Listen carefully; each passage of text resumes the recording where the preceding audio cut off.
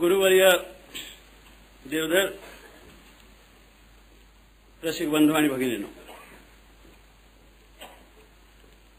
माझ्या आधीच्या वक्त्यांनी देवधरांच्या विषयी मी जे काही सांगायचं ठरवलं होतं त्यातले जवळजवळ 3 पानातले मुद्दे संपवलेले आहेत.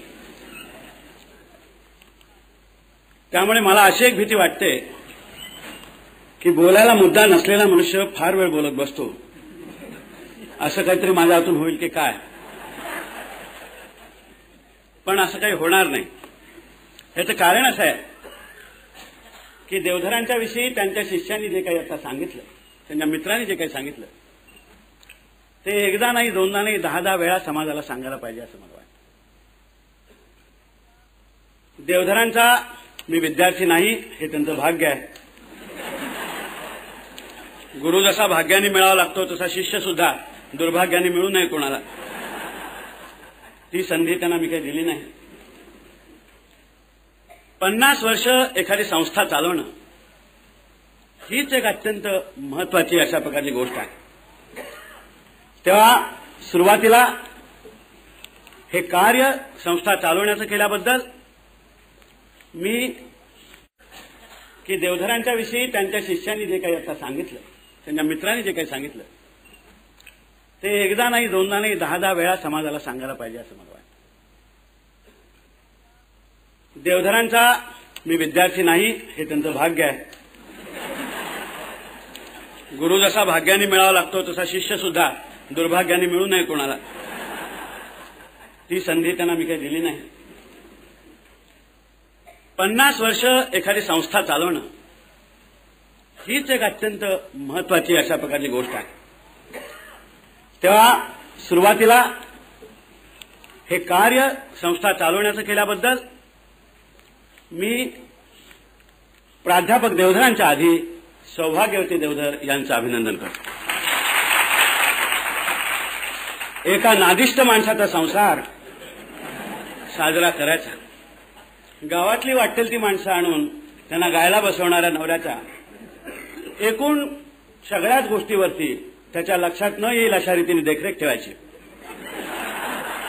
ही काही साधी गोष्ट नाही. इथे मी काही मोठा स्वानुभव सांगतो असं काही कोणी समजू नये, पण ही कठीण गोष्ट आहे. डेव्हिड हसतायत, त्यांचं ठीक आहे, ते असे कधीच सापळ्यात सापडले नाहीत. पण अशा एका कलेच्या क्षेत्रामध्ये आम्हा सर्व लोकांचा वावर की 50 वर्षापूर्वी विष्णू दिगंबरांनी त्याआधी एवढं मोठं कार्य करून सुद्धा त्या क्षेत्रात आपण आहोत हे मोठ्याने म्हणण्याची सुद्धा चोरी होती. संगीत काय, साहित्य काय, नाटक काय, ह्या सगळ्या क्षेत्रात आपण आहोत असं सांगितल्याबद्दल कोणालाही सांगावं आपण की आपण का करता, तर बा आम्ही काही पुस्तक वगैरे लिहितो असं. ते ठीक आहे, पण करता काय असा प्रश्न येतात. किंवा गातो असं म्हटलं तर असं होय, पण बाकी म्हणजे व्यवसाय काय. नाही, गातो, पुन्हा जोरात गातो म्हणून म्हटलं की असं असं म्हणून तो निघूनच जायचा. पण असं चमत्कारिक वातावरण असलेल्या काळामध्ये या देशात कॉलेजमध्ये शिकून BA झालेल्या माणसांनी कुठेतरी त्या काळामध्ये उत्तम अशा प्रकारची सरकारी नोकरी न स्वीकारता किंवा प्राध्यापक वगैरे एखाद्या कॉलेजमध्ये न होता आपल्या आयुष्याचं एक ध्येय ठरवावं आणि त्या ध्येयासाठी सारं आयुष्य काढावं, ही गोष्ट मला अत्यंत महत्वाची वाटते. देवधरांनी जे आपलं आयुष्य संगीताच्या शिक्षणासाठी झोकून दिलं ते त्यांचं आयुष्य झोकणं आणि सामाजिक किंवा राजकीय क्षेत्रामध्ये एखाद्या क्रांतिकारकांनी आपलं आयुष्य झोकून देणं, या 2 गोष्टीमध्ये मी फरक करत नाही. तुम्ही कशासाठी आयुष्य झोकलेलं आहे हे महत्वाचं आहे असं मला वाटत नाही. ते तुम्ही झोकलेलंच आहे एखाद्या गोष्टीसाठी, या गोष्टीलाच महत्व आहे. कर्व्यांनी स्त्री शिक्षणासाठी आपलं आयुष्य दिलं, आगरकरांनी समाज सुधारणेसाठी आपलं आयुष्य दिलं, तितक्याच तोलाची देवधरांनी संगीतासाठी आपलं आयुष्य झोकून दिलं, ही कामगिरी आहे. आणि हे केवळ मी आज 50 समारंभ आहे त्या देवधरांचा 75वा वाढदिवस आहे असं आता यांनी सांगितलं म्हणून बोलतो असं नाही. जाता जाता मला हेही सांगायला पाहिजे की देवधरांचा अजून 75वा वाढदिवस नाही, त्यांचं 74वंच वर्ष चालू आहे. वकिलीच्या व्यवसायातली माणसं पुष्कळ वेळा काही वादाचा प्रश्न निर्माण करून ठेवतात, तसं वाडेगावकरांनी आता केलेलं आहे. तेव्हा 75वा वाढदिवस त्यांचा आपल्याला साजरा करायचा आहे अतिशय चांगल्या रीतीने. पण त्यांच्या ह्या संगीतालयाचा किंवा आमच्या सगळ्यांच्या बोलण्यामध्ये म्हणजे देवधर मास्तरांच्या शाळेचा हा 50वा वाढदिवस हे एका माणसाने सारं आयुष्य एका कलेच्या मागे किंवा आपल्या जीवनामध्ये जे काही ध्येय स्वीकारलं होतं त्याच्या मागे जे काही झोकून दिलं होतं त्या कार्याचा इतिहास आहे असं मानलं पाहिजे. ही अतिशय महत्वाची गोष्ट आहे असं मी मानतो.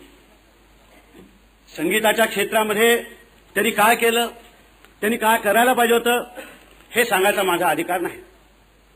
त्यांनी मगाशी आपल्या भाषणामध्ये सांगितलं की मी त्यांना म्हटलं होतं की माझी गाण्याची आवड वाढीला लागण्यामध्ये ज्या ज्या काही गोष्टी माझ्या मदतीला आल्या गाणं ऐकण्याची आवड, त्याच्यामध्ये देवधरांच्या शाळेतले शनिवारचे जलसे ही एक अतिशय महत्वाची गोष्ट. आम्ही अशी काही मुलं होतो की आम्हाला अशी स्वरांची जिथे तिथे अन्नछत्र घातलेली होती तिथेच जाऊन गाणं ऐकण्याची सोय असायला पाहिजे होती. कारण 2 रुपयाचं तिकीट ही सुद्धा एक फारच अवघड गोष्ट असलेल्या काळामध्ये आम्हाला नियतीने गाण्याची आवड निर्माण केली. आणि निसर्गाचा असा खेळच असतो की एखाद्या गोष्टीची आवड माणसाला निर्माण करायची आणि त्याचं आर्थिक सहाय्य त्याला करायचं नाही. काहीतरी गंमत आहे. त्यामुळे देवधरांनाही कदाचित माहिती नसेल की त्यांच्या गायनशाळेमध्ये जेव्हा मोठे मोठे गवई यायचे त्यावेळेला त्यांच्या विद्यार्थ्यांच्या जोडीने चला चला वगैरे असं करत जो एक मनुष्य जात होता त्यांचा विद्यार्थी असल्यासारखा तो मी आज इथे अध्यक्ष म्हणून उभा राहिला. पण तिथे जायला लागल्यानंतर लक्षात आलं की इथे एक असं वातावरण आहे की इथे कोणीतरी गुरु असा आहे की जो केवळ फी दिलेल्या विद्यार्थ्यांना शिकवणारा नसून ज्यांना गाण्याची आवड आहे अशा सगळ्या माणसांच्यासाठी मोकळा असा अन्नछत्र उघडून बसलेला मनुष्य. आणि शिष्यानी गुरुला वाटेल ती गुरुदक्षिणा दिलेली असेल, पण मला असं वाटतं की विष्णू दिगंबरांचे हे शिष्य आणि विष्णू दिगंबरांच्या कार्यामध्ये एक अतिशय महत्वाचं कार्य तानसेन निर्माण करण्याच्या बरोबर कानसेन निर्माण करणं हे होतं. तर विष्णू दिगंबरांना ह्या बाबतीतली एवढी मोठी गुरुदक्षिणा त्यांच्या दुसऱ्या कुठल्याही शिष्याने दिलेली आहे असं मला वाटतं. फार मोठी गुरुदक्षिणा ही यांनी दिलेली आहे. विष्णू दिगंबरांच्या बद्दल आपल्या समोर मी काय बोलायची आवश्यकताच नाही. आपण इथे सगळी जी जमलेली माणसं आहात ही संगीताचे प्रेमी म्हणूनच जमलेले आहात. माझ्यापेक्षा सुद्धा आपण जास्त मला कदाचित सांगू शकाल त्या बाबतीत. पण मी एक आपल्याला सांगतो की विष्णू दिगंबरांनी जे कार्य उभं केलं होतं त्या कार्याचे अनेक पैलू होते. ते ज्या वेळेला म्हणत असत की बाबा रे मला तानसेन निर्माण करायचं नाहीये त्यावेळी त्यांनी स्वतः एक फार गाण्यातली मोठी जाणकारी दाखवलेली होती ती ही की तानसेन निर्माण करता येत नाही. पुष्कळांच्या पुष्कळांना असं वाटतं की एका असहाय्य याच्यात त्यांनी उद्गार काढले की मला तानसेन निर्माण करता येत नाही. असं नाहीये. त्यांना गाणं कळत होतं म्हणून त्यांनी तानसेन हा निर्माण करता येत नसतो. तानसेन निर्माण व्हावा याच्यासाठी परिस्थिती निर्माण करता येत असते. देवधरांनी अशा प्रकारची परिस्थिती निर्माण केली. ही परिस्थिती निर्माण करणं अत्यंत महत्वाचं. याचं कारण असं की त्यांनी ती शाळा अशा एका काळामध्ये चालवली की ज्या वेळेला शिक्षण पद्धतीमध्ये इतके प्रचंड दोष शिरलेले होते की ज्या दोषातून आम्ही पुढे पुढे पुढे पुढे गेलो की ते दोष ह्यांनी ते शिक्षणातले पंडित नसून सुद्धा घालत. आज मी संगीत शिक्षकांनाच नव्हे तर जे शिक्षक म्हणून इतरत्र काम करतात त्यांना सांगेन की देवधर मास्तरांची शिकवण्याची जी पद्धती आहे ती केवळ संगीताची शिकवण्याची पद्धत आहे असं समजू नका. ती शिकवण्याच्या पद्धतीतलीच एक उत्कृष्ट पद्धती आहे हे लक्षात ठेवायला पाहिजे. की आता त्यांचे शिष्य सांगत होते की मास्तर तू असंच कर असं मला कधीही म्हणाले नाही. मला असं वाटतं की शिक्षणातला जर पहिला मुद्दा कुठला असेल उत्कृष्ट शिक्षक ज्याला व्हायचं असेल त्यांनी शिष्याला कधी तसं भासवता कामा नये की मास्तर सांगतात म्हणून मी करतो नाही तर मी निराळ केलं असतं काहीतरी. असं नाही. दुर्दैवाने आम्ही ज्या वेळेला शिकलो आम्हीच मुळात चांगले म्हणून चांगले झालो पण शिकलो असेल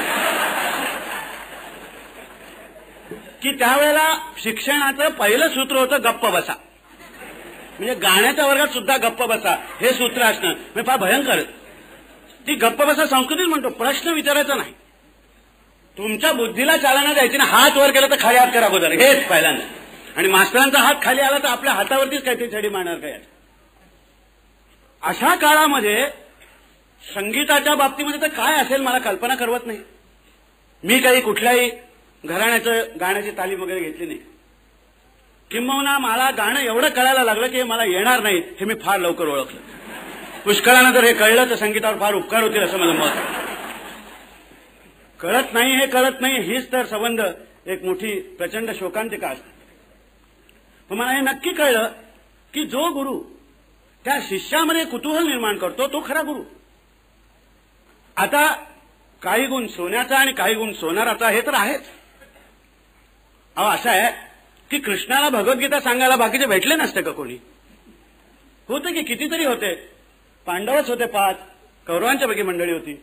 एवढी त्याला जर गीता येत होती तर कोणालाही सांगता आली ती जरा या हो आमचं ते असं म्हणणं आहे जरा ऐका वगैरे. परंतु जसा कृष्ण असावा लागतो तसा अर्जुनही असावा लागतो. ही ज्या वेळेला जोडी जमते त्यावेळेलाच उत्तम ज्ञानाचा विकास तिथे आपल्याला दिसायला लागतो. आणि हे सगळं कसं शिकवणं असावं लागतं तर ज्ञानेश्वरीमध्ये फार त्यांनी सुंदर लिहिलेलं आहे की हे हृदयीचे ते हृदयी घातले. ह्या वहीतलं त्या वहीत उतरून घेतलं असं नव्हे की जी प्रचलित शिक्षण पद्धती आहे. सरांनी सांगायचं आणि अगदी मला तर तो वर्ग पाहायला म्हणजे अलीकडे तुम्हाला सुद्धा वर्गाचे प्रोफेसर बोलत असतात तर खरोखर मेंढरं चरताना अशी मान खाली घातलेली असते ना चाललेलं आहे लिहिण्याचं काम. आपण काय ऐकतो ते नाही त्यांच्या तोंडातून यांच्या पेन्सिलीतून वहीत आणि पुन्हा कपाटात. तर त्याच्याऐवजी ते हे हृदयीचे ते हृदय घातले याचा अर्थ तसा की शिकवणारा आणि शिकणारा यांची नुसती बुद्धी जुळून चालत नाही यांची मनं जुळावी लागतात. आपल्याकडे गुरु या शब्दाबद्दलचे गोंधळ भयंकर आहे. भयंकर. गुरु बिन कव न बतावे वाट वगैरे गैवरून म्हणतात. त्यामुळे प्रत्येक गुरुला वाटतं की आपण वाट दाखवायचे अधिकारी आहोत. अहो गुरुशिवाय कोणी वाट दाखवत नाही खरं आहे. पण वाट दाखवणारा प्रत्येक गुरु असतो असं नव्हे. आपण पुण्याला या कधीतरी आणि कोणाच्या घराचा पत्ता विचारा म्हणजे किती वाट दाखवणारे भेटतात सांगतो तुम्हाला. सगळे गुरुच वाट दाखवायला. तेव्हा गुरु बदलते. त्याच्यातून काय झालं आपल्याकडे गुरुबाजी झाली. गुरुच्या पायावर डोकं ठेवून नमस्कार कर, गुरुला गुरुदक्षिणा दे. तर गुरुला वाटायला लागलं की आपण दक्षिणा घेण्याच्या योग्य त्याच्यावर. सगळ्यात जर गोंधळ कुठे झाला असेल भारतीय संगीताच्या बाबतीमध्ये तर नाही ती माणसं स्वतःला गुरु समजायला लागली. याच्यातूनच झालं असं माझं मत. आणि त्याच्यातून मग स्वतःचं गुरुपण सिद्ध करण्यासाठी संगीताच्या बाहेरच्या ज्या गोष्टी आहेत त्या त्याच्यात शिरल्या. ज्याचा कलेशी काही संबंध नाही अशा गोष्टी शिरल्या. त्या गोष्टी अशा की ज्या संगीताला कला म्हणून विघातक होत्या की शिष्याला तू ऐकू नकोस हे वाक्य गुरु म्हणाला. गाणं शिकायला आलेल्या शिष्याला मी तर म्हणतो हे ऐकू नकोस का ते ऐकू नकोस नाही तू ऐकू नकोस हा शब्द प्रयोगच वापरणं चूक आहे. गाणं शिकायला वादन शिकायला आलेल्या माणसाला गुरुनी पहिल्यांदा सांगायला पाहिजे तू ऐक. वाटेल ते ऐक. माझ्याकडे काही मुलं येतात होतकरू साहित्यिक आणि म्हणतात आम्ही काय वाचावं. मी त्यांना सांगतो की इलेक्ट्रिकच्या दिव्याला लावलेल्या जाहिरातीपासून सगळं वाचत चला. तुम्हाला जे वाचण्यासारखं असेल ते वाचत चला. त्यातलं कुठलं तुमच्या मदतीला कधी येईल हे सांगता येत नाही. फार मजा असते. मी निविदा सूचना सुद्धा वाचत असतो. माझा काही कॉन्ट्रॅक्टरच्या धंद्याशी संबंध नाही. काय मराठी भाषेवरती कुरघोडी चाललेली असते तुम्हाला फारच सुंदर. टेंडर मागवण्याच्या निविदा मागवण्यात येत आहेत असं सुद्धा वाक्य मी त्याच्यामध्ये वाचलं. कारण त्या लिहिणाऱ्याला टेंडरला निविदा म्हणतात ते माहितीच नाहीये. त्याने ऐकलं की सरकारात निविदा नावाचं काहीतरी निर्माण आहे तेही वाच. विनोदासाठी पु ल देशपांडेंचं वाङ्मय वाचायला पाहिजे असं मुळीच नाही. कितीतरी वाचनीय आहे. खूप निर्माण करणाऱ्या बिचाऱ्यांना माहिती नाही की आपण किती सुंदर विनोदी वाङ्मय निर्माण करतो. तसं ज्याला लिहायचं असेल त्याला वाचायला पुस्तक कुठलं हे वाईट का ते वाईट नाही काहीही वाच. तसं गाणं शिकायची ज्याला इच्छा असेल त्याला सांगायला पाहिजे गुरुनी की जिथे जिथे नाद निर्माण होतो ते प्रत्येक तू ऐक. मला असं वाटतं की ज्याचा नादाशी संबंध आलेला नाहीये ध्वनीशी संबंध आलेला नाहीये अशा माणसांनी या भानगडीत पडूच नाही. कुठला ध्वनी कुठल्या वेळी तुम्हाला काय देऊन जाईल काही सांगता येत नाही. आगगाडीत रात्रीच्या वेळी पडलेले असाल आपण आणि बाकीची माणसं फार गडबड करत नसतील तर तो पंखा चालू असतो ना त्याच्यातून सुद्धा तंबोरा लागल्यासारखे षड्यगंधा तुम्हाला ऐकायला मिळतात. पुष्कळाने ऐकलेल्या असतील कान असतील तर ऐकण्याचे. तर असे असंख्य नादाचं हे जग आहे. सुंदर नाद आहेत किती तऱ्हे तऱ्हेचे नाद. ज्याप्रमाणे नाद ऐकायला पाहिजे त्याप्रमाणे कधीतरी शुद्ध शांतता म्हणजे काय ती सुद्धा ऐकता यावी लागते. फार कठीण आहे हा सायलेन्स, हा सुद्धा कधीतरी पॉझिटिव्ह असतो. तुम्ही तोही ऐकायला पाहिजे. लय म्हणजे काय ती तुमच्या अंगामध्ये गेली पाहिजे, ती कितीतरी तऱ्हेने जाईल. नुसती माणसं रस्त्यातून चालत असलेली पाहिलं तर त्यांच्या चालण्याच्या लईवरून माणसाच्या लक्षात येत असतं आपल्या की हा कामाला निघालाय का सहज निघालेला आहे का आणखी काही रस्त्याचे काही कार्यक्रम असतात त्या बघे कशाला निघालेला आहे, कोणाच्या शोधात आहे का कोणीतरी आपल्या शोधात आहे म्हणून चाललेलं आहे, हे त्या लईवरून सगळं लक्षात येतं. अशी लय तुम्हाला बघायला यायला लागते. तुम्हाला काय वाटलं की लय ही काय तबलजी शिकवत असतात? ही लय अशी दिसावी लागते. अहो, जो गाण्याचा विद्यार्थी आघाडीच्या प्रवासामध्ये त्या रुळावर चाललेल्या ठेक्याबरोबर गायला नाही ना, त्यांनी गाण्याचा क्लास सोडून टायपिंगचा क्लास जॉईन करावा असं माझं स्वच्छ मत. इतकी ही नादाची लयीची अशी सुंदर दुनिया आहे. ही दुनिया गाणं शिकणाऱ्या विद्यार्थ्यालाच बंद करणारे गुरु आपल्याकडे निघालेले. तबला 10 घराण्याचं ऐक, गाणं 50 घराण्याचं ऐक, मोकळं असं मैदान पाहिजे. सुदैवाने असं झालं की अशा रीतीने त्यांनी बंदिस्त करायचा प्रयत्न केला, पण विज्ञानाने त्याच्यावरती मात केली. आणि विज्ञानाने मात केल्यामुळे आता शिकवणाऱ्यांच्या पुढे नवे आव्हानं नवीन तयार झाली. रेडिओ आल्याबरोबर आणि तुमच्या घरी रेडिओ गेल्याबरोबर आग्रेवाला घराण्यातला मुलगा जयपूरवाल्या घराण्याचं गाणं ऐकणार नाही असं त्यांनी जरी रेडिओ बंद केला तरी शेजारचा तर चालू असतो, त्याला तो काय करणार? परमेश्वरांनी सगळी इंद्रिय देताना माणसाला डोळे बंद करायची सोय दिली, कान बंद करायची सोय दिलेली नाहीये. तो येऊन पडतोच कानामध्ये ध्वनी. तर इतके असे संस्कार तऱ्हेचे होतात. देवधर मास्तरांनी ज्यावेळी शाळा काढली त्या काळामध्ये आपल्याला संगीताच्या मागे जावं लागत होतं. आता संगीत आपल्या मागे धावतंय. मी ऐकायचं नाही म्हटलं तरी मला झूट बोले कव्वा काटे ऐकावंच लागतं. माझा राग नाही त्याच्या कव्यावरही नाही, झूट बोलण्यावरही नाही, परंतु ऐकावंच लागतं आपल्याला. आता ते ऐकताना जर तुम्ही संगीतातले असाल तर तुम्ही विचार करायला लागा की अरे ह्याच्यात असं काय आहे की ज्याच्यामुळे लाखो लोकांची मनं ह्या गाण्याकडे आली. चित्रपट संगीतामध्ये असं काय आहे की लाखो लोकांना एकदम ते चांगलं वाटायला लागलं. त्या संगीताकडून आणखी चांगल्या वरच्या संगीताकडे आपल्याला देता येईल का? ह्याला जर एखादा गुरु जर आपल्या विद्यार्थ्यांना ते ऐकू नकोस तर तो तेच ऐकणार हे लक्षात ठेव. माझ्या लहानपणी जी पुस्तकं वाचू नकोस असं मला बजावण्यात आलं होतं ती मी आधी वाचली. आपण सुद्धा आज जणू काय मीच वाचली अशा रीतीने हसत असला तरी आपण सुद्धा तीच वाचली. तेव्हा असंच चाललेलं असतं. असं ऐकता एके दिवशी आपला रस्ता सापडतो. हा रस्ता सापडायचा तिथे त्या टोकाला आलेला असताना जर उत्तम गुरु असेल तर हाच एक धक्का देतो. ते त्याचं वाट दाखवणे हे महत्वाचं आहे. अशा प्रकारचे वाट दाखवणारे गुरु म्हणून हा देवधर मास्तरांचा सत्कार. देवधर मास्तरांनी उत्तम प्रकारची वाट, प्रत्येकाची पायाची ताकद काय, किती चालेल, कसा चालेल ह्याच्यावर. आपल्याकडे काय आहे?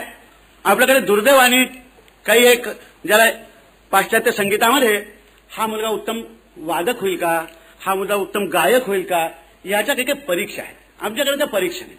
आमच्याकडे गाणे शिकवण्याच्या मागची ती एकमेव प्रेरणा म्हणजे मुलगी असेल तर आईची हौस, याशिवाय प्रेरणाच नाही.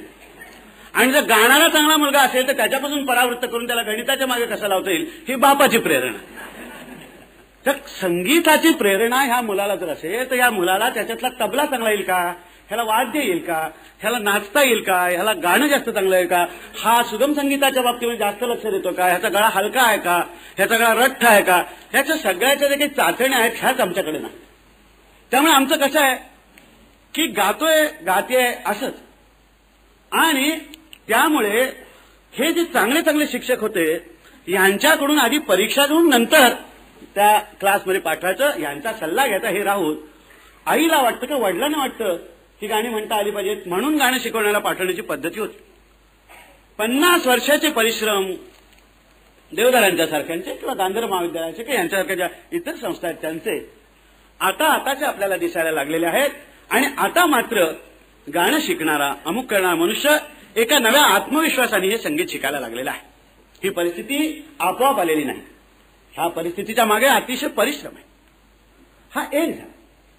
पण दुसरा मुद्दा असा की हे जो संबंध ज्या वेळेला घाऊक प्रमाणामध्ये शिकवावं लागतं वर्गामध्ये 30-30, 40-40 त्यावेळी शिकणाऱ्यांनी सुद्धा काही आपल्या अपेक्षा मर्यादित ठेवायला पाहिजे. आपल्याला जर असं कोणाला वाटत असेल की गायन मास्तरांचा एवढा क्लास आहे 40-50 वर्षाचा, पण असे किती गवई तयार झाले, हा गणिताचा हिशोब इथे चालत नाही. हा जर प्रश्न विचारला तर मी आपल्याला उलट प्रश्न विचारीन की या भारतामध्ये जवळजवळ 40 युनिव्हर्सिट्या असतील का, मला माहिती नाही किती युनिव्हर्सिट्या आहेत, त्या दिशेला मी फारसा जात नाही. 90 घ्या, तर त्या 90पैकी मला वाटतं 85 युनिव्हर्सिटी स्वातंत्र्यानंतर सुरू झालेल्या असतील, तर 5 युनिव्हर्सिटी जरी आपण अगोदरच्या धरल्या, तर असं तर एखाद्याने विचारलं की 200 वर्ष तुम्ही इथे इंग्लिश शिकवता, किती शेक्सपियर तयार केले. आमचे मंत्री, शिक्षण मंत्री होते ते बिचारे, आता नाही आहेत, ते एकदा तांब्यांच्या जन्मशताब्दीला म्हणाले होते की हा जन्मशताब्दी करण्याचा उद्देश काय, तर यातून स्फूर्ती घेऊन तांबे तयार होतील. अरे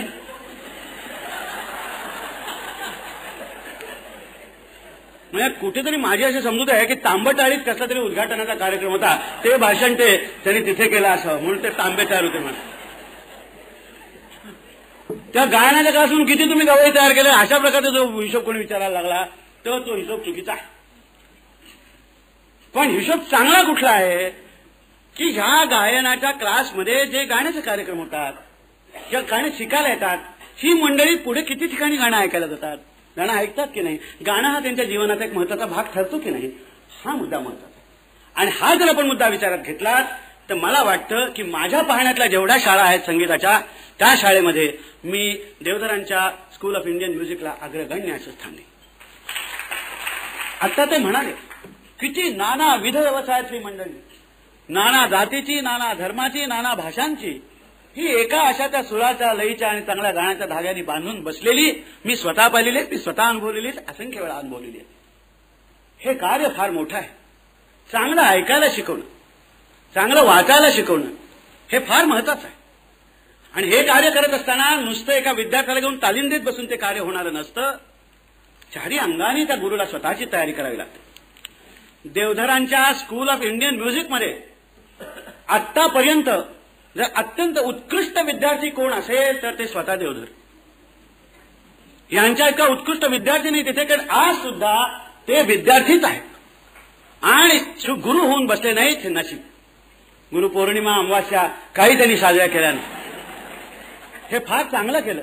मी खरंच आपल्याला सांगतो, मला काही आमंत्रण येतात, अमक्या गुरुपौर्णिमेचा उत्साह आहे. मी म्हणतो की या बिचाऱ्या माणसाचा वाटोळेपणा केवळ त्याच्या विद्येतून सिद्ध होतो, तर कसली पौर्णिमा इथे साजरी करतो. ह्या अशा प्रकारचे जे रिच्युअल्स आहेत, हे आहेत, ह्याच्यातून काही होत नाही. मी आपल्याला सांगतो, शिष्याकडून गुरुची जर एकच अपेक्षा असली पाहिजे तर ती ही की त्यांनी शिष्यानिच्छेद पराजयम, शिष्याकडून पराजयाची अपेक्षा करावी. गुरुला असं मनात वाटलं पाहिजे की काय गायला याच्यानंतर आपली गायची ताकद नाही, असं ज्या वेळेला त्या गुरुला वाटेल त्यावेळी ती गुरुदक्षिणा खरी. बाकीची ठीकच आहे, हो व्यवहार आहे, त्यांनाही जगायचं, आपल्यालाही जगायचं, सगळं ठीक आहे, त्याला पैसे लागतात. पण खरी जर अपेक्षा असेल तर ती, आणि देवधरांनी ती अपेक्षा ठेवली स्वतःच्या मनाशी, म्हणून रानडे म्हणाले तसं भांडार मोकळं केलं. चिजा लपवून ठेवलं नाही. काय चिजा लपवून करणं? अहो, चिजांची अक्षरं घेऊन जर गाता आलं असतं तर मी आलादेखा झालो नसतो. भाटकर्णींच्या पुस्तकात काही चिजा कमी आहेत, परंतु त्या चिजांना तोंड लावू नये ह्या लोकांनी, असं वाटतं काय की गायला लागल्यानंतर. काय चिजा? चिजांच्या अक्षरांनी काय येणार आहे? ते गाणं असं येत असतं, ते इतकं सोपं आहे. त्याला एक असा कोणीतरी उघडा करून देणारा, दरवाजा मोकळा करून देणारा अशा प्रकारचा मनुष्य, अशा प्रकारचा गुरु त्याला आयुष्यात लाभावा लागतो. तेव्हा ते चटकन दर्शन होतं, अरे हे असं आहे होय. आता काही साक्षात्कारी लोक असतील की त्यांना स्वतःला साक्षात्कार होत असेल, मला माहिती नाही, माझा त्या साक्षात्कारावर विश्वास नाही.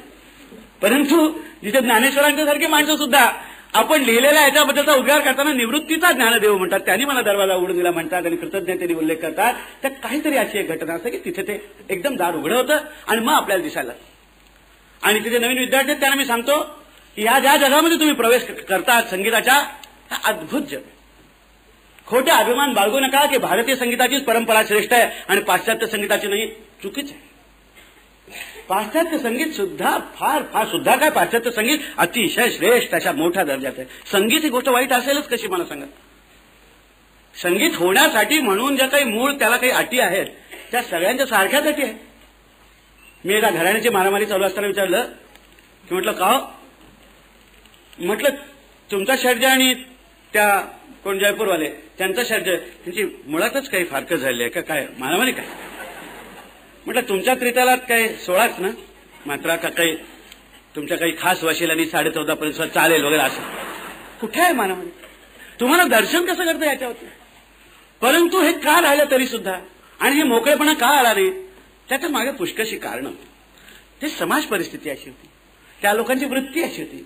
मागे एकदा मला असा संताप आला, एक असेच पुढारी बोलताना म्हणाले की समाजाने जो कलावंतांना आश्रय दिला, मी दुसरं नंतर माझं भाषण होतं म्हटलं ते शब्द आधी मागे घ्या. कोणी इथे कोणाला आश्रय देत नाही. आज सकाळी मल्लिकार्जुन मनसुरांचं असामान्य गाणं आपण ऐकलं, आपण काय आश्रय दिला त्यांना? काय भाषा आहे? पण त्या काळी ही भाषा होती, कारण या राजे राजवाड्यांच्याकडे ही मंडळी आश्रित भावाने राहत होती. ही एक फार खोटी समजूत आहे की जुन्या काळामध्ये सरंजामशाहीमध्ये त्या कलावंतांना फार आदबीनी मानाने वगैरे काही लोक असतील, पण ते त्यावेळेला राजे नव्हते, ते गाण्यातले जाणकार असले पाहिजेत म्हणजे त्यांना मोठेपणा कळत असेल. बाकी तुम्हाला सांगतो हत्ती घोडे पालखीवाले शिकारवाले त्यातलंच गवई असंच होतं. इतके शहाणे होते तुम्हाला काय सांगू. एका इथल्याच संस्थानाची गोष्ट आपल्याला मी सांगतो की उत्तम वार्ता शर्द लागल्याबरोबर महाराज म्हणाले काय आवाज आहे, म्हणाले शिकारीच्या खात्यात गेला, हाक्याला चांगला आहे म्हणे. एवढं शांत म्हणावं ते हे काय असं. त्यातून पण एक अनिष्ट अशा प्रकारची प्रवृत्ती झाली की आश्रित भाव आणि आश्रयदाता नाही. इथे जर खरोखरच गायन गाणारा कलावंत आणि समाज जर बसत असेल तर तो स्नेह भावनेनेच बसतो. आणि जर कुठे कृतज्ञता भाव असला पाहिजे तर तो ऐकणाऱ्याच्या मध्ये असला पाहिजे, कारण तुमच्या जीवनाच्या क्षणाचं तो सोनं करून देतो. मी आज आपल्याला सांगतो, आज सकाळचे 3 तास ज्यांनी मल्लिकार्जुन मनसुरांची मैफिल ऐकली असेल, कालची कुमार गंधर्वांची मैफिल असली असेल, त्यांच्या मनामध्ये दुसरं काय आहे कृतज्ञतेशिवाय? ह्या आजच्या जीवनामध्ये इथे केवळ आपण जगतो म्हणजे कसे जगतो हा आपला आपल्यापुढेचला प्रश्न आहे. अशा ह्या जीवनामध्ये 3 तास हे आपल्याला सुवर्ण कणासारखे वाटले, 3 तास उजळून निघाल्यासारखे वाटले. हा काय आश्रय आणि आश्रित आणि आश्रयदाता हा भाव आहे इथे. कृतज्ञतेचा भाव इथे असला पाहिजे, धन्यता वाटली पाहिजे आपल्याला. शेवटी कलावंत काय करतो काय, ही सगळी मेहनत करतात म्हणजे करतात काय की आपल्या जीवनामध्ये जे काही आपल्याला करत बसावं लागतं, जगावं लागतं, हे करावं लागतं, त्यात आपलं सतत एकच हे चाललेला असतो. हट्ट म्हणा धडपड म्हणा आपली एकच चाललेली असते की हे जगण्याचं जे काळाचं ओझं आहे ना, हे आपल्याला भासता कामा नये, ही आपली ओढ असते. हा काळाचा प्रवाह जो वाहत असतो याची जाणीव आपल्याला नको असते. म्हणून आपण पहा, आपल्याला कंटाळा आला असं केव्हा म्हणतो की ज्यावेळेस घड्याळाचं एक मिनिट रेंगाळत जायला लागतं त्यावेळेला म्हणतो, म्हणजे काळाची जाणीव होते आपण जगतो याची. आणि आपण सगळ्यात चांगलं वाटलं असं कसं म्हणतो, वेळ कसा गेला हे कळलं नाही. म्हणजे काळाची जाणीव, आणि काळाची जाणीव विसरायला लावणं ही किमया संगीता इतकं दुसरं कोणीही करू शकत, कोणीही करू शकत. मानवाला सगळ्यात मोठं वरदान कुठून जे आलेलं असेल, मिळालेलं असेल, तर हे संगीताचं वरदान सुरांचं वरदान आहे. मी मानवाला म्हणतो, भारतीय मानवालाच मिळालं आणि आफ्रिकन मानवाला मिळालं आहे असे आपण काही जे कुठची समजूत करून घेऊ ना. हे फार मोठं वरदान आहे. दुर्दैव असं आहे की ते सगळ्यांना असतं तसं नाही. कर्णेंद्रिय असून माणसं बहिरे असतात तर करणार का तुम्ही काय? सगळं ऐकत असून जर ऐकता येत नाही असं होतं. पण आपला प्रयत्न असा पाहिजे की त्यांना सुद्धा कसं कळेल. आपल्याला कळतं आणि त्यांना कळत नाही, म्हणून आपण कोणतरी स्पेशल देवानी तयार केलेले तब्येचे बनाई हुई चीज आहे खुदा की असं समजण्याचं काही कारण नाही. आपल्याला खंत अशी वाटली अरे ह्याला कसं कळत, ह्याला कळत. आईन्स्टीनची एक गोष्ट आहे, हा गणिती आईन्स्टीन हा फार संगीतज्ञ उत्तम, त्याच्याकडे पार्टी होती आणि त्याच्याकडे उत्तम संगीताचं कलेक्शन, सुंदर रेकॉर्ड. काही मंडळी आली होती तर त्याच्यामध्ये तर रेकॉर्ड चालू असताना एक तरुण मनुष्य असा उभा होता आणि आईन्स्टीनच्या लक्षात आलं की ह्याच्या लक्षात येत नाही संगीत, आणि तो असा उभा होता. त्यावेळेला आईन्स्टीन त्याला बाजूला बोलवलं. त्यांनी विचारलं तुला आवडत नाही का गाणं? नाही आवडतं म्हणलं. नाही म्हणाले तुझं काय ते तुला खरं सांग का मला यातलं काही कळत नाही असं होणार नाही, तू चल माझ्याबरोबर. त्यांनी त्याला वरच्या खोलीत नेला, तिथेही त्यांचा संग्रह होता. आणि जाता जाता जिन्यात विचारलं की म्हणे एकच विचारतो तुला, तू कधीतरी बाथरूम मध्ये तरी निदान काही असं गुणगुणतोस वगैरे ना? म्हणलं हो गुणगुणतो. हा देन यू आर सेव्ड म्हणलं. आता चल माझ्यावर. आणि वर त्याला 1 तासभर आईन्स्टीननी हे बघ, हे कसं चाललंय बघ, हे कसं गाणं होतंय बघ, हा कसा सूर लागतोय बघ, असं करत करत करत तो 1 तासाने जेव्हा खाली आला तर तो 4 लोकांच्या बरोबर गाणं ऐकत होता.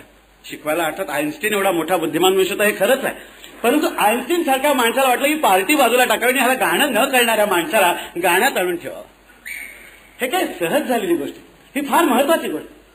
आपलं भाग्य आहे, आपल्याला सगळ्यांना याची ओढ आहे, प्रेम आहे. परंतु काय आपोआप सगळं घडत नसतं. त्याच्यासाठी कोणाला तरी जीव मारावा लागतो, कोणाला तरी जीवनाचं असं झोकून द्यावं लागतं. असं देवधरांनी या कार्यामध्ये केलं. म्हणून आपण आज सगळेजण त्यांचं स्वागत करण्यासाठी इथे उभं राहिलो. अडचणी तर आहेतच, पुष्कळ अडचणी आल्या. आज असं झालेलं आहे की कित्येक वेळेला असं वाटतं की जराशा अडचणी टाकल्या तर कार्य जास्त चांगलं होईल की काय, अशा प्रकारची मला तर शंका यायला लागली.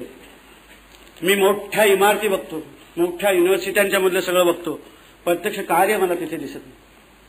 त्याचं कारण असं आहे की देवधर म्हणाले की त्यांचे ते तंबोरे कोतडत असत आणि पेट्या फोडत असत वगैरे वगैरे, पण पेटी वाजवून बघावी असं त्या विद्यार्थ्यांना वाटत होतं ना. हेच मला महत्वाचं वाटतं. देवधरांना तेच वाटत असलं पाहिजे, हरकत नाही. कोणीतरी एकदा म्हणाला तर मी एकदा म्हणालो आमच्या घरी एकदा आली चोरी आणि गेलो तिथे घरी गेलो. मग रात्री फोडून चोरी गेली, काही वस्तू वगैरे गेल्या त्या. पण मला अतोनात दुःख हे झालं तेव्हा टेबलावरती माझी 3 पुस्तकं होती, त्यातलं एकही चोराने चोरलं नाही. म्हटलं रेखा निदान एवढं नेलं असतंच ना चोरून तर मला निदान चोरांनी काही बऱ्या वस्तू नेल्या असं वाटलं असतं. तसे ते पेट्या तबले बघत होते. पण ते बरोबर आहे, त्या संकटातून त्याची झगडत येतानाच आपल्याला वाट अशी दिसायला लागते, सुचायला लागते. तशा जिद्दीचे कार्यकर्ते माणसं भेटतात. याचं कारण असं आहे की क्रिया सिद्धी सत्वे भवते महताम नोपकरणे असं म्हटलंय. हे ना रथस्यैकम चक्रम भुजगमिता सप्ततुरगाहा निरालंबो मार्गास चरण विकलो सारथिरपी. म्हणजे सूर्य जात असताना रथाचं त्याचं एकच चक्र, रथस्यैकम चक्रम. मला वाटतं स्टेट ट्रान्सपोर्टकडे त्याचं काम असावं. भुजगमिता सप्ततुरगाहा ते भुजगमिता आहेत, म्हणजे काय म्हणतात त्याला, रेंज, लगाम. निरालंब आहे मार्ग, त्या मार्गावरती काही रस्ता नाही केलेला. चरण विकल हो सारथी, सारथी सुद्धा चरण विकल, त्याला चरण नाही. तरी सुद्धा सूर्य तिथपासून इथपर्यंतचा रविर्यांते वांतम प्रतिदिनम अपारस्य नभसहा रोज जात असतो. कारण काय की क्रिया सिद्धीत सत्वे भवती महताम न उपकरणे. उपकरणं तुमच्या हातात आहेत की नाही काय कर. अहो कित्येक ही मुलं तबला वाजवायला लागलेली आहेत ना. वाडेगावपासून आम्हाला सांगतील की लहानपणी त्यांनी कुठलं तरी टीन उचललेलं असणार आणि त्याच्यावरती सुरू केलेलं असणार. त्यांना काही पहिल्यांदा 200 रुपयाचा तबला आणून दिलेला नसणार, कोणी अजूनही दिला की नाही मला माहिती नाही. तर तिथेच असतं ते, तिथेच दिसायला लागतं, तिथेच ते सापडतं. असं सापडणारं मूल शोधत जावं, अशा लोकांना जवळ करावे, अशा लोकांना ज्ञान द्यावं. हे केवढं मोठं कार्य देवधरांनी केलं मला सांगा. फार मोठं कार्य केलं. हे मोठं कार्य केलं त्या कृतज्ञतेनेच आपण जमलो. आजचा हा समारंभ आपण गौरव कशाला म्हणा. मी तर मोठा कृतज्ञतेचा आहे. आपण कोण गौरव करणार. त्यांच्या कार्यानेच त्यांचा गौरव केलेला आहे. त्यांनी जे कार्य केलं तेच गौरवाचं. म्हणजे एक दिवस गौरवाचाच दिवस आहे, दुसरा कसला दिवस आहे. कुठल्या तरी एखाद्या व्यसनी गवयाला आणून तिथे बसवायचं आणि त्याची पहिली ताण गेल्यानंतर मैफिल एकदम हे होऊन जायची, प्रज्वलित होऊन जायची. हा गौरव ह्यानीच झालेलाच आहे तिथे तो गौरव. देवधर या वयामध्ये सुद्धा व्हॉइस कल्चरचं चालू असतं, त्यांचं आवाज कसा लावावा हे चालू असतं. त्यांनी गवयाची चरित्र अतिशय सुंदर अशी लिहिलेली आहेत. संगीताची त्यांच्याकडे कितीतरी चीजांचा केवढा मोठा संग्रह आहे. पूर्वीच्या काळामध्ये या घराण्यातल्या चीजांचा संग्रह असलेल्या लोकांना कोठीवाले म्हणायचे. कोठीवाले, हा त्यांच्या कोठीमध्ये चिजा, त्या कोठीतच राहायच्या, कोठीतच नाही शिवायच्या, त्या कोणाच्या कंठात जात नाही. त्यांनी या सगळ्यांच्या पुढे आणल्या, त्या शिकवल्या. आज काळ बदललेला आहे. अनेक संस्था आता संगीताच्या दृष्टीने कार्य करतायत. सरकारच्या वाटेने सरकारचेही प्रयत्न चाललेले आहेत. मी काय असं मानणाऱ्यातला नाही आहे की सरकार काहीच करत नाही वगैरे. राजकारणात नसल्यामुळे मला दोन्ही बाजू नीटपणाने पाहता येतात, तेव्हा मला काही विरोध वगैरे करायचा नाही. जेवढ्या प्रमाणात व्हायला पाहिजे तेवढ्या प्रमाणात होत नसेल. पण मी आपल्याला खरं सांगू, कार्य जर करायचं असेल तर आपल्यासाठी जी प्रेमी मंडळी आहेत त्यांनीच उभं राहायला पाहिजे. मला असं वाटायला लागलं की कलेच्या बाबतीमध्ये सरकारने काय करावं, सरकारने असं करावं, यापेक्षा सुद्धा आपण काहीतरी उभं करून दाखवावं. ते पण लाज वाटून तरी सरकार मग तिथे येतं होते, जातात कुठे माणसं. आणि आपलेच लोक आहेत का बाहेरचे लोक आहेत, त्या तिथून ते यायला लागतात. नवे चॅलेंजेस आता गवयांच्या पुढे आहेत. आतापर्यंत रेडिओ जेव्हा सुरुवातीला आला गवई गायला तयार नसत. देवधराला माहितीच आहे. ते म्हणायचं की या अंधेऱ्यामध्ये काय, इथं काय गायचं, कोणी दाद द्यायला नाही, काय द्यायला नाही. आता रेडिओमध्ये गायला लागले. कसे गायला लागले हे बोलत नाही मी, गायला लागले. आता नंतर टेलिव्हिजनचा चॅलेंज आलेला आहे. हा फार महत्वाचा आहे. मी सांगतो, टेलिव्हिजनवरती शास्त्रीय संगीताची मैफिल उत्तम रीतीने कशी करून दाखवायची, हा काही टेलिव्हिजन मानानं आलेला चॅलेंज नाहीये, हा गवयानं आलेला चॅलेंज आहे. आणि आपण असं समजतो की त्यांनी कसं करा, अरे तुम्ही चांगलं घालता ते करते, तो कॅमेराच आहे. हा नवा चॅलेंज आहे. नंतर ही गाण्याची आवड आहे. आता अलीकडे मला पुष्कळ लोक म्हणतात की रागांचं शुद्धत्व पूर्वीसारखं राहिलेलं नाहीये, गडबड करतात. ख्याल गाताना ठुमरी अंगाने ख्याल गातात. तो गावा की न गावा हा भाग निराळा, पण ख्याल जर निराळा म्हणत असाल, ठुमरी ही जर निराळी म्हणत असाल तर दोन्हीचा विचार झाला पाहिजे. मग हे काय होतंय याच्या चर्चा, याच्याबद्दल तज्ञ मंडळी बसायला पाहिजे. अशा प्रकारचं कार्य झालं नाही असं आहे का.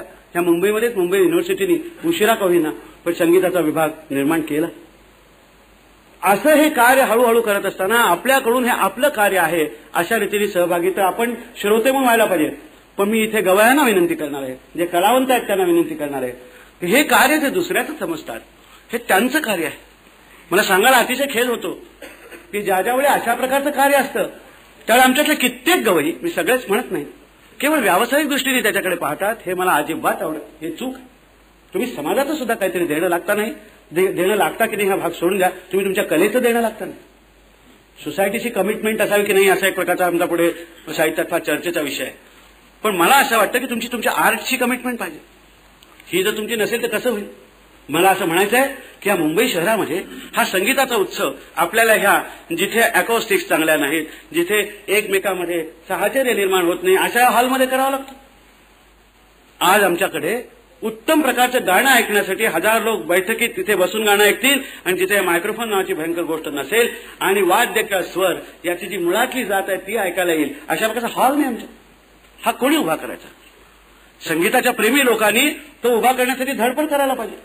दरवेळेला ते सरकारने असं करावं, सरकारने तसं करावं, ते तर करायचं, त्यांना त्या दिशेने प्रयत्न करायचे. पण आम्ही हे एवढं करतोय असं मानण्याची कलेच्या प्रांतात जर सवय नसेल, हे मी उगीच सांगत नाही आपल्याला, तर एक नवा धोका निर्माण होतो. तो मी आपल्याला सांगणार आहे. उद्या जर सरकारनेच प्रत्येक गोष्ट करायची अमुक अमुक असं ठरवलं तर उद्या तुम्ही काय गायचं हे सुद्धा सरकार सांगायला लागेल. हा धोका भयंकर आहे. त्या धोक्यासाठी मी आपल्याला हे सांगतो. तुम्ही सांगू नका आम्हाला, तुमचं आम्ही काही देणं लागत नाही, आम्ही आमचं हे उभं केलेलं आहे ना, आम्हाला पाहिजे तसं गाणं.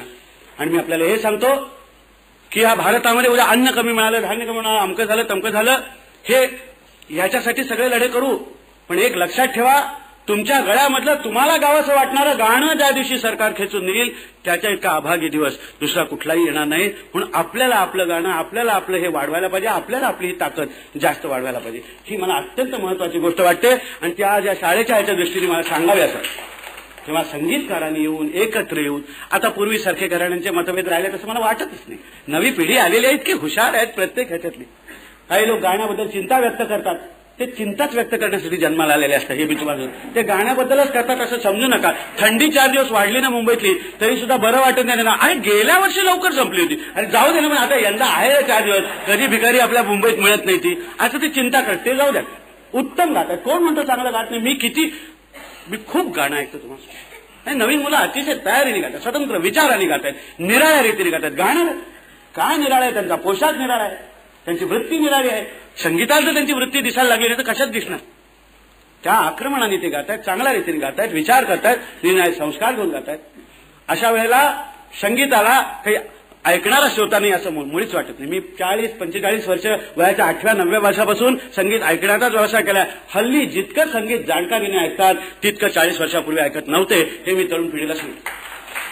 उत्तम ऐकतात, उत्तम रीतीने दाद देतात. भलत्याला उगीच मोठा फेटा किंवा लांब दाढी बघून हा मोठा मनुष्य असेल असं मानत नाही, कारण त्यांची दाढी अलीकडे लांब असते पोरांची, त्यामुळे तसं काय मग. आणि हेच बरोबर आहे, डोळसपणाने गाणं ऐकत असतात आणि डोळसपणाने चांगला जो गवई आहे त्याचं गाणं ऐकत असतात. आज सवाई गंधर्वांचा उत्सव पुण्याला होतो. 20-20 हजार माणसं उत्तम प्रकारे गाणं ऐकत बसलेली असतात. मुंबईमध्ये निर्णय उत्सवानं ऐकत असतात. तर अशा दृष्टीने पाहायला गेलं तर एक चांगलं आहे, हे दर्शन चांगलं आहे. पण हे चांगलं दर्शन तुम्हाला जे घडतंय, या दर्शनाच्या मागे ह्या लोकांची पुण्याई, देवधरांच्या सारख्याची पुण्याई आहे, हे मात्र कधीही विसरू नका. शाळेमध्ये किंवा कॉलेजमध्ये मोठ्या धीराने आणि अशा सायकलवरून वगैरे जाणाऱ्या पुण्यातल्या पोरींना कधी कधी ओळखीची असली तर मी सांगतो, हे बघ तू जाते जी जोराजोरात सायकलवरती ना, मनात एवढंच ठेव की हे जे तुला स्वातंत्र्य मिळालं याच्या मागे कुठेतरी ज्योतिबा फुल्यांच्या बायकोनी दगड खाल्ले होते, एवढे लक्षात. त्याच्या मागे कुठेतरी आदर करणारा उपाय घडला होता, लक्षात ठेव. उद्या तुम्ही मैफिलीमध्ये उत्तम रीतीने गाल, हजारो लोकांना संतुष्ट कराल, सगळ्या दर्जाचे लोक तुमचं गाणं ऐकायला येतील.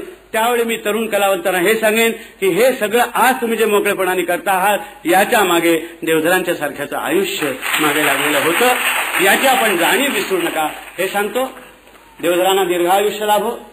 आम्ही स्वार्थाने हे दीर्घायुष्य मागतो, कारण आमचे पुष्कळ विद्यार्थी अजून तुमच्या आधी सुपूर्द करायचे आम्हाला, समाजाला, म्हणून हे मागतो.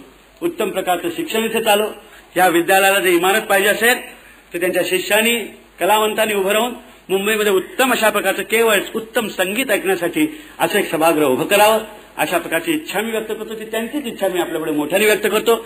आणि माझ्यासारख्या गाण्याच्या व्यवसायामध्ये ऐकण्याचं काम करणाऱ्या माणसाला नुसता मी कान आणि माझं मन घेऊन जातो, मी कसं काहीही तिथे नेत नाही, बुद्धी कधीच नेत नाही, नेली तर चुकीच्या दृष्टीने मला नेईल असं वाटतं.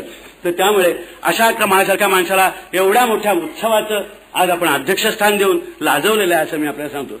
हे माझं स्थान नाहीये, याची मला जाणीव आहे भरपूर. परंतु गाणाऱ्यांच्या लोकांमध्ये कोणतरी बोलणारं पाहिजे म्हणून मला इथे बोलवत असतात, हेही मला माहिती आहे. तेव्हा याच भावनेने मी आलेलो आहे. पण मुख्यतः मी या भावनेने आलेलो आहे की देवधरांच्या अन्नछत्रामध्ये मी जे काही सुरांचे सुग्रास भोजन केलेलं आहे त्याची कृतज्ञता कधीतरी व्यक्त मला जाहीर रीतीने करायची होती. तो करण्याचा आजचा इतका सुंदर प्रसंग दुसरा कुठला असेल. हा प्रसंग आज आला आणि देवधरांचा 75वा वाढदिवस असेल त्यावेळेला तो अधिक आणखी थाटामाटाने अधिक प्रेमाने आपण साजरा करू अशी इच्छा व्यक्त करतो. पुन्हा एकदा सौभाग्यवती देवधरांनी जे कष्ट सोसले त्याची कृतज्ञ जाणीव संगीताच्या जगातल्या सगळ्या लोकांना आहे हे त्यांना सांगतो आणि माझं भाषण